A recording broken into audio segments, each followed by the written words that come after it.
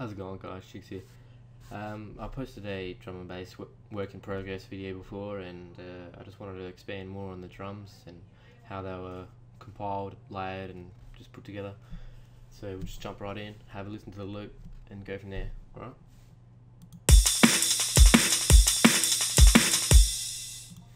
Right, so that's the drum loop, and we'll start with each individual sound and split them apart. As you can see, there's 4 snare layers here. They're all sent to the same mixer channel because that's just how I roll. Yeah, so snare number 1.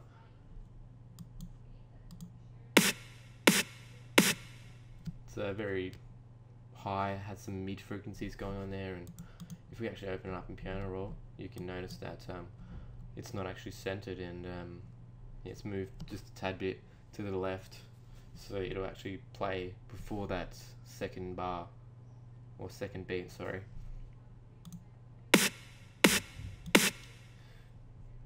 Again, this is only noticeable while the kick is playing, because the kick is actually centered onto their line, and you'll see in a moment anyway.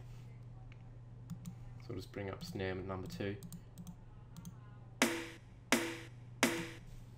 So I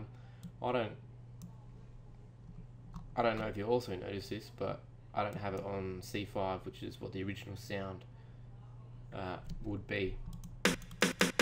I've actually toned them to what I think sounds the best for this current track. These ones are centered. I'm not sure if I said that before, but yes, they are.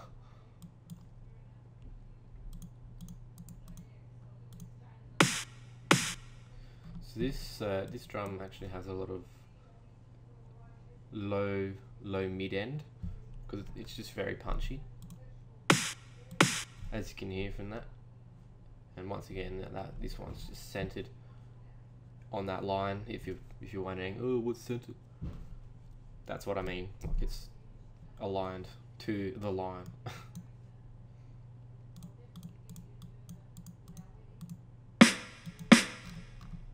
This one, once again, has a lot of low end, has that snap to it, but yes, you guessed right, it is not centered. It's slightly more left than the previous one. And if you actually have a look here, these are the ghost channels of the notes on the other drum tracks.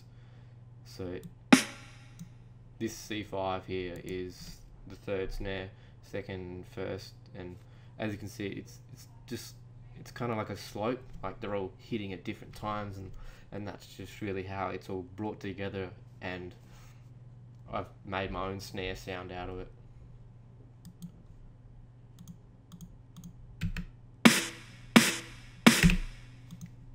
So we look at the mixer channel, and this is the EQ that I've done for it. It's very slight boosts and some pretty major cuts, as you can see.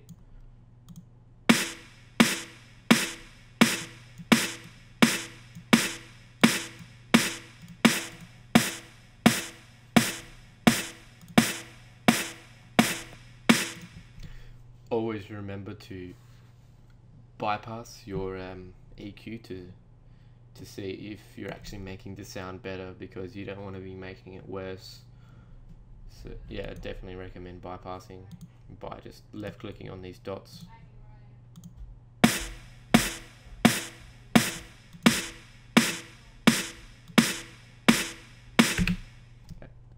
To me, that sounds much better than the original. All these little boosts here are mainly just for warmth, and this cut is a resonating sound that I didn't like. So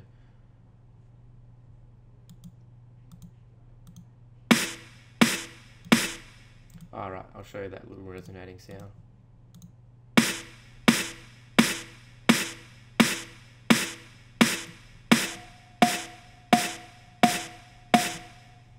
It's very annoying to hear that sound, and that's actually how you pick a bad frequency.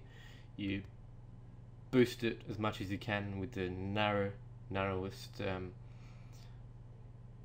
bandwidth that you can to actually find that, and then you drop it to, or cut how many dB you want. But in this case, I have fully cut out that frequency to the narrowest bandwidth that I can.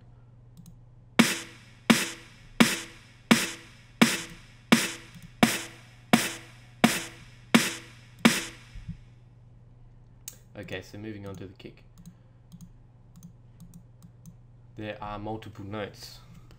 Okay, so there's a reason for this. One being it sounds warmer and actually much more thumpier and natural and humanized. So if we have a look at the original sound, you know, that's not bad, but yeah, I just much prefer it with these two notes. And in comparison, yeah, it's just much warmer.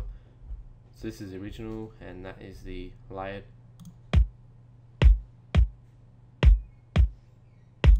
See how this one has much more low end and it's just more warmer.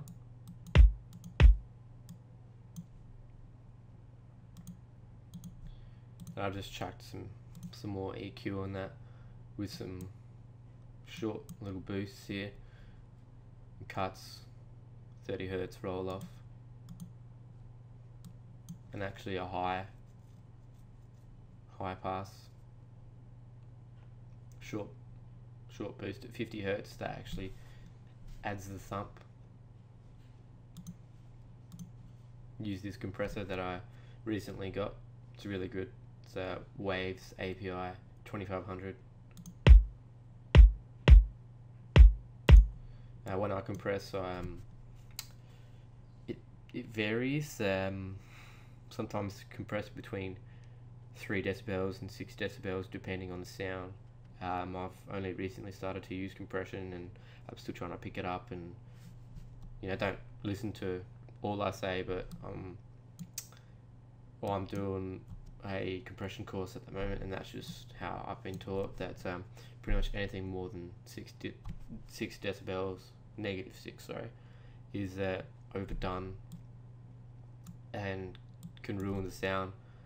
But you know, of course, if that's what you want to go for, like over compressing something, then by all means, you know, do it. But this is just how I'm doing it, so yeah. Alright, so moving on, we have our first closed hat. Pretty standard, not much to say about this, but if you can hear that, there's actually a really short reverb of about 0.1 second. That's because I felt that the sound was actually quite dry without it. You know, it sounds very newbie, I guess you could say. So yeah, I've just stuck that reverb on there.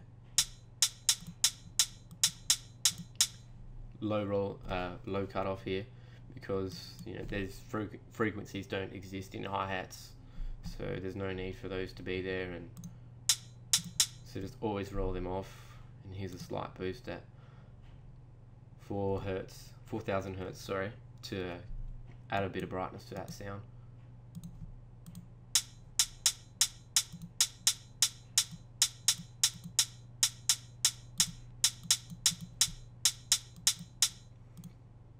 And both these closed hats are actually the same sample. I've just cloned them, and then I've panned one hard right and one is hard left, and playing them separately you can hear this. And if you noticed, I've actually put a flangus on there with one of the presets. I can't really remember what it was, but it adds character in its ways. And this blood overdrive, I find, helps add the depth and drive, hence the name of the hats. Once again, just as some slight boots in the boosts. Did I say boots? Yeah, yeah, boosts in the higher regions to sort of bring out that nice sounding hi-hat. So playing them together. I know it sounds really odd on its own because of the flanger, but you know, once everything else is playing, you don't even notice it at all. But that's the thing, like every subtle thing that you do adds character to the song. This ride cymbal adds a lot of character towards the drums, and personally I don't think it would be the same without them. So you can listen to the whole loop without the ride and you'll notice the difference. Like, it just brings the drive to this whole drum track.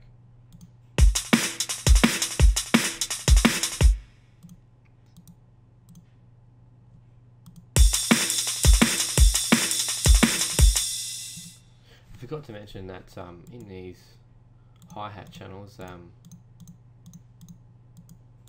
actually changed or modified these note levels. It's called humanization. You might have heard it or not. It's also called quantization.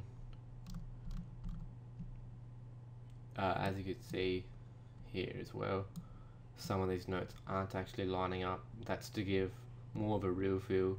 Otherwise, you know, it's too structured. You know, you want things to be loose sounding, and well, yeah, it's just my opinion.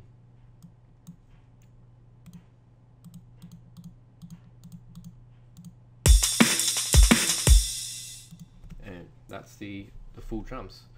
I should also mention that every one of these sounds is actually routed to a channel, to a separate mixing channel called drums.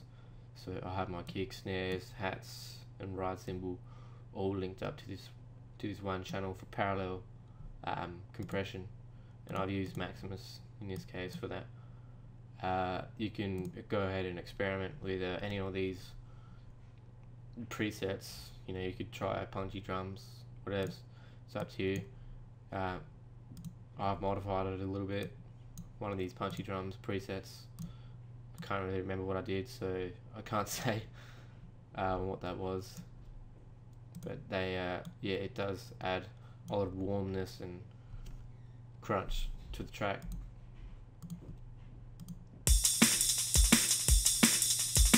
So that's what they added on. Like, it still sounds the same, but it's not as loud and vibrant as it is with it on.